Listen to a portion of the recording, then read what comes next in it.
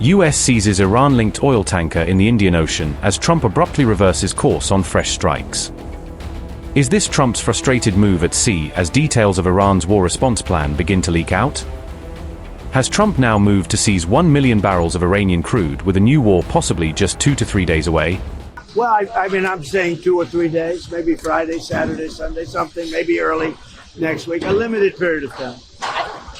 Because we can't let them have a nuclear weapon. If they had a nuclear weapon, they would start with Israel. The US seized an Iran-linked oil tanker in the Indian Ocean, the New York Times reported on May 19th. The move comes as Trump continues to maintain economic pressure on Iran while also warning that military strikes could resume.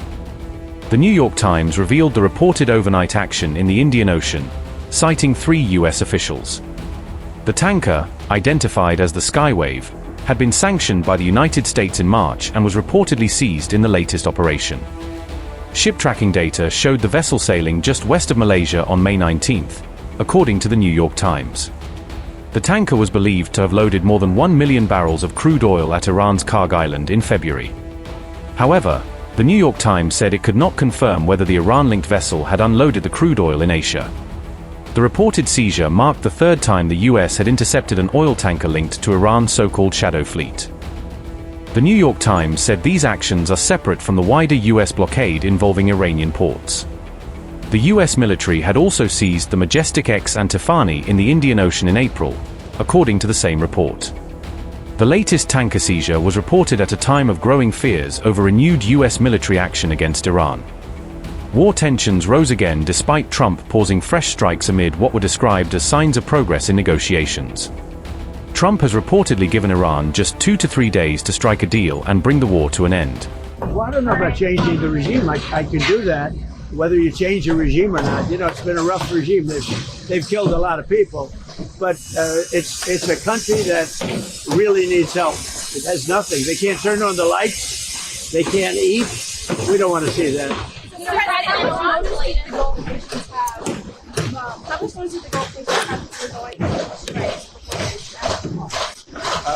They called me over the last 2 days to say they made a lot of progress because we have them negotiating with us, and primarily Saudi Arabia, Qatar, UAE, Kuwait, a little bit, and Bahrain, and some of the others. And we have them negotiating with them. We're all working together. It's like a team. And Israel, of course, and Israel's been a great partner. And so we are negotiating together. I got a call from numerous of these people. They know the people in Iran. Don't forget, when you talk about regime change, I think it's the ultimate regime change because the first level and the second level are no longer with us. They're someplace, but they're no longer with us. So we have real regime change. But I got a call yesterday, sir, could you wait? We think we're close to a deal. And that's okay. Now, I've heard it before with these people, and they change their mind. I made deals with them, no nuclear. We immediately get the nuclear dust. And they said, you're the only one can get it because the bombers did such an unbelievable job that the mountain literally collapsed on top of it. They said us, and they thought China would be the only 2 countries that could even get it. But I think it's important to get it, maybe psychologically more than anything else. How long did they know that you were planning? They knew I was getting ready to attack. I didn't tell them. I never tell anybody when. You're in constant contact. I never tell anybody when, but they knew that we were very close. I would say I was an hour away from making the decision to go today. And we would probably not be talking about a beautiful ballroom today. We'd be talking about that. And no, I had made the decision. So they called up. They had heard I made the decision. They said, sir, could you give us a couple of more days? Because we think they're being reasonable. How long does it take for Iran to come? Well, I'm saying 2 or 3 days, maybe Friday, Saturday, Sunday, something, maybe early next week, a limited period of time. Because we can't let them have a nuclear weapon. If they had a nuclear weapon, they would start with Israel. They would blow it up, and they would blow it up fast, but they'd blow it up. And I'll tell you what, they go after Saudi Arabia, they go after Kuwait, they go after UAE, they go after Qatar, I think they go after the entire Middle East. and it would be a whole different negotiation. It would not be. It would be nuclear holocaust, and there's no question in my mind that they'd use it. There's no question. And I deal with these people. They're extremely radicalized. These are not people like when I deal with you. You're a very nice guy. These are people that are seriously radicalized. They would use it. The only question, would it be the first minute, the first hour, or the first day? I'm trying to pause at some times. Does there come a point soon where you're no longer...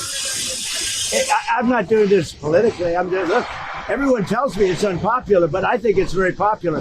When they hear that it's having to do with nuclear weapons that could take out Los Angeles, could take out major cities very quick.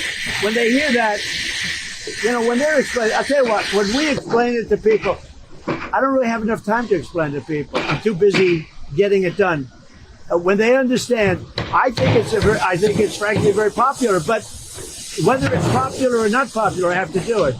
Because I'm not going to let the world be blown up on my watch. It's not going to happen. Meanwhile, details have also emerged about how Iran could respond if the United States launches new strikes.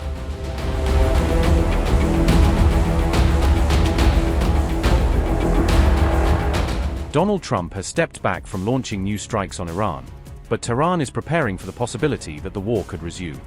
Iranian planners now anticipate a short but brutal conflict if the United States and Israel attack again, rather than a drawn-out war of attrition. Experts say Tehran expects any fresh round of fighting to open with massive US-Israeli strikes on Iran's energy infrastructure.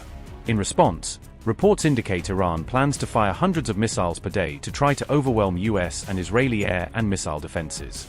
Iran is also expected to target oil fields, ports and refineries across the Gulf in an effort to jolt global energy markets. Analysts warn that energy hubs in the United Arab Emirates and Saudi Arabia could face direct Iranian retaliation if hostilities resume. This posture comes as figures linked to the Islamic Revolutionary Guard Corps threaten to drag Gulf Arab states deeper into any renewed conflict. Iranian hardliners have accused the UAE of enabling US-Israeli operations against Tehran, further raising the risk of it being targeted. Tehran increasingly views global economic shockwaves as one of its most effective tools against the United States. Iran could intensify pressure in the Strait of Hormuz to further disrupt global trade and energy flows if fighting restarts. It is also looking at the Bab el-Mandeb Strait as a second choke point where it can threaten international shipping. Sea lanes in the Red Sea controlled by Houthi forces could be used by Iran to widen the maritime dimension of any conflict. The Houthi militia has publicly vowed to support Iran if a regional war breaks out again. This escalatory rhetoric comes as Trump announced on May 18 that he is postponing a previously scheduled attack on Iran.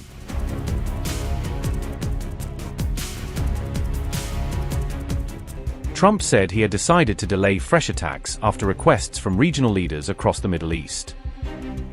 The revelation came amid reports suggesting that a new phase of Iran war action could begin within the next 24 to 48 hours. The US president first made the announcement on Truth Social and later repeated it during a media interaction.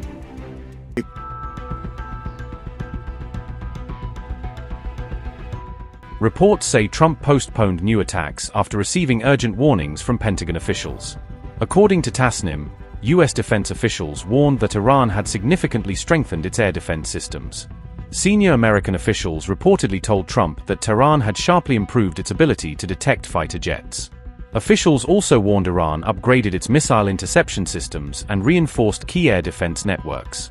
The warnings reportedly raised serious concerns over risks facing American fighter jets and bombers during future operations.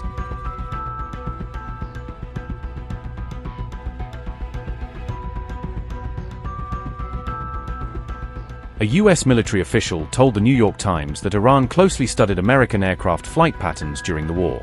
US intelligence assessments reportedly pointed to possible Russian assistance in Iran's military planning and coordination. Officials warned that American aerial operations had become increasingly predictable during the conflict with Iran. Concerns deepened after an F-15E was reportedly downed and an F-35 came under Iranian ground fire. Pentagon officials warned that Iran had emerged as a far more resilient and hardened adversary despite weeks of bombing.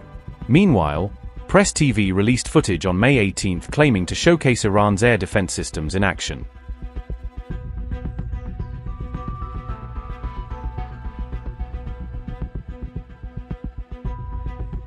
US officials said many of Iran's ballistic missile systems remain hidden inside deep underground mountain facilities. American strikes reportedly collapsed entrances to several missile sites, but failed to destroy the launch systems themselves. Officials believe Iran has already reopened and restored several missile facilities previously targeted during the conflict. Iran also reportedly repositioned mobile missile launchers and adjusted military tactics during the temporary ceasefire period. US officials warned Tehran still retained the ability to threaten regional energy infrastructure and American military assets. Washington also feared Iran could once again disrupt global shipping through the strategic Strait of Hormuz. Donald Trump said he paused planned strikes after Gulf leaders requested more time for diplomacy with Tehran. Trump said Saudi Arabia, Qatar, and the United Arab Emirates urged Washington to avoid immediate military escalation. He nevertheless warned that US forces remain prepared for a large-scale attack if negotiations with Iran collapse.